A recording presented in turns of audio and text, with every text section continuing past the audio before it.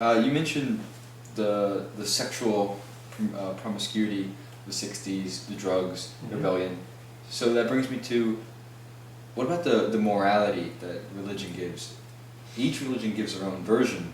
Is there a certain set that is correct, and what religion did that come from? Well, I believe that once we all begin to accept that there is a God of love, and we accept that we are able to communicate with this God of love through a process, then we will be able to listen to God about what is moral and what is not.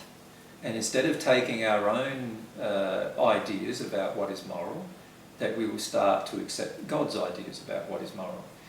But as an underlying principle, whenever somebody is hurt by an action that we take, we must consider whether we have taken a moral action or not. Now, I'm not talking about someone being hurt about being told the truth, because to me the truth is always going to be beneficial to the individual. In fact, I believe the truth will set you free. That's why I said it. But we need to take a look at ourselves by going, okay, what actions have I taken that have harmed another, that they have expressed the harm about, that they've felt hurt about, that are truly loving or truly unloving? I need to ask myself the question. So what I'm suggesting is that if we... Oh, there's a bit of a breeze coming out. It might mean a bit of rain, never know. But what I'm suggesting is that if we ask ourselves what is loving in every place, then we'll be able to determine what is moral.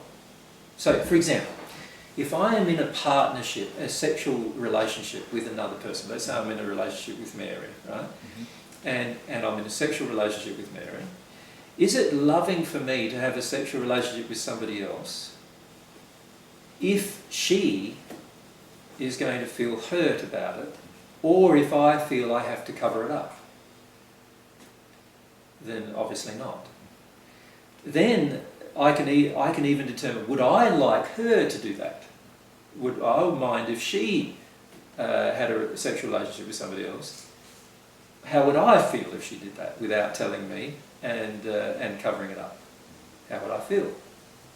Now, if I would feel hurt, then I shouldn't do it to her.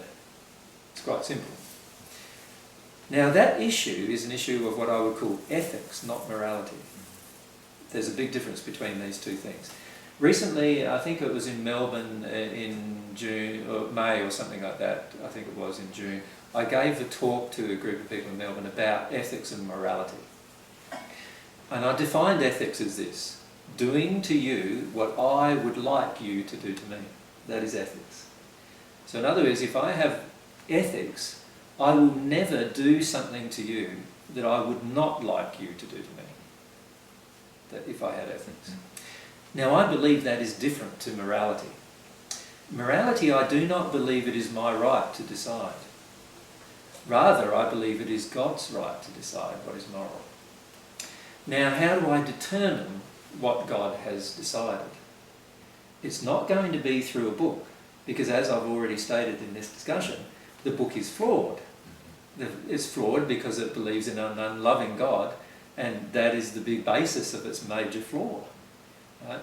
If I believe in a loving God, and I have a way to connect to that loving God, now I am able to receive from God that information about morality. And I wouldn't impose it upon anyone else. I would only impose it upon myself. Right? I would only impose what I've learned upon myself and not upon anybody else. So, let's say in this relationship with God, as I've explained in the first century and now, the relationship with God is all about, firstly, being humble to your own emotions and feelings. Secondly, being open to truth. The way we become open to the truth is by being humble. We can't learn more truth if we're arrogant. We already believe we know it. Then as we get into harmony with truth, if we have a longing for God's love, we will actually start to feel it. You will feel love enter you from the being, which I call God, enter into you. Now, in this relationship that gets established, I can then begin to ask questions of God. And when I am out of harmony with love, that love will not flow. And this will tell me what is true and what is not. In that process, I can ask God about moral questions. You know, is it right to be gay? Now, I know it's right to be gay because I know friends who are gay who still receive this love from God even though they are gay. And this proves to me that it's okay to be gay from God's perspective. But when they are immoral, in other words, when they have many partners, they do not receive this same love from God. And that tells me that from God's perspective, it's not being gay that is the problem, and it's not being heterosexual that's the problem. It's being promiscuous that's the problem. See. Right? And a person who is promiscuous will not be able to receive this love from God. And in this process, this is the process I went through in the first century and I'm going through now, you learn directly from God what is morality. And that's different to ethics. Ethics are learnt differently. Ethics is just that simple question of what would I like you to do to me? Because that's what I should do to you. That's ethics. Morality is, what can I learn from God about the best way I can live? And that's not the best way you can live, by the way. That's the best way I can live. So when I enter this communication with God, I will absorb the best way I can live. Now, eventually, if we're talking to the same God, eventually you will come to the same conclusions, but you might not come to the same conclusions at the same time. And I will not force this conclusion upon you. So, for example, if you believe that lying is okay under certain circumstances, what I would say to you is that, look, rather than accept my opinion that it isn't, why don't you try to have a relationship with God and receive love from God while you're lying and see how that goes? And I can guarantee to you, you will not receive it. But try it and see, experiment.